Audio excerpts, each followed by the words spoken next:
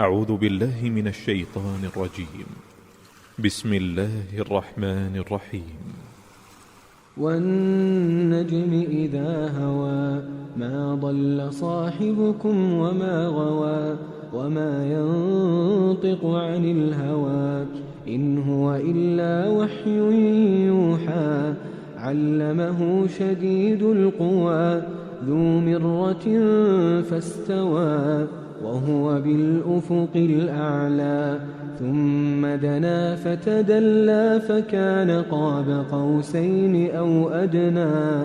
فأوحى إلى عبده ما أوحى ما كذب الفؤاد ما رأى أفتمارونه على ما يرى ولقد رآه نزلة أخرى عند سدرة المنتهى عندها جنة المأوى إذ يغشى السدرة ما يغشى ما زاغ البصر وما طغى لقد رأى من آيات ربه الكبرى أفرأيتم اللات والعزى ومناة الثالثة الأخرى ألكم الذكر وله الأنثى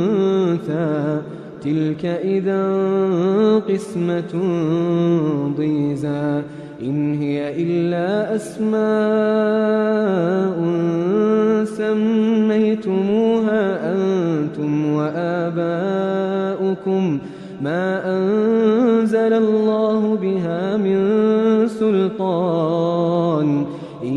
يتبعون إلا الظن وما تهوى الأنفس ولقد جاءهم من ربهم الهدى أم للإنسان ما تمنى فلله الآخرة والأولى وكم من ملك في السماوات لا تغني شفاعتهم شيئا إلا من بعد أن يأذن الله لمن يشاء ويرضى إن الذين لا يؤمنون بالآخرة ليسمون الملائكة تسمية الأنثى وما لهم به من علم إن يتبعون إلا الظن وإن الظن لا يغني من الحق شيئا فأعرض عمن تولى عن ذكرنا ولم يرد إلا الحياة الدنيا ذلك مبلغهم من العلم إن ربك هو أعلم بمن ضل عن سبيله وهو أعلم بمن اهتدى ولله ما في السماوات وما في الأرض ليجزي الذين أساءوا بما عملوا ويجزي الذين أحسنوا بالحسنى الذين يجتنبون كبائر الإثم والفواحش إلا اللمم إن ربك واسع المغفرة هو أعلم بكم إذ أنشأكم من الأرض وإذ أنتم أجنة في بطون أمهاتكم فلا تزكوا أنفسكم هو أعلم بمن اتقى أفرأيت الذي تولى وأعطى قليلا وأكدى أعنده علم الغيب فهو يرى أم لم ينبأ بما في صحف موسى وإبراهيم الذي وفى ألا تزر وازرة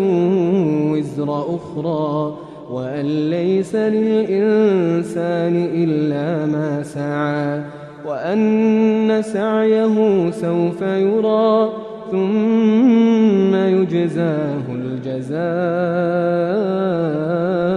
الأوفى وأن إلى ربك المنتهى وأنه هو أضحك وأبكى وأنه هو أمات وأحيا وأنه خلق الزوجين الذكر والأنثى من نطفة إذا تمنى وأن عليه النشأة الأخرى وأنه هو أغنى وأقنى وأنه هو رب الشعرى وأنه أهلك عادا الأولى وثمود فما أبقى وقوم نوح من قبل إنهم كانوا هم أظلم وأطغى والمؤتفكة أهوى فغشاها ما غشا فبأي آلاء ربك تتمارى هذا نذير من النذر الأولى أزفت الآزفة ليس لها من دون الله كاشفة أفمن هذا الحديث تعجبون وتضحكون ولا تبكون وأنتم سامدون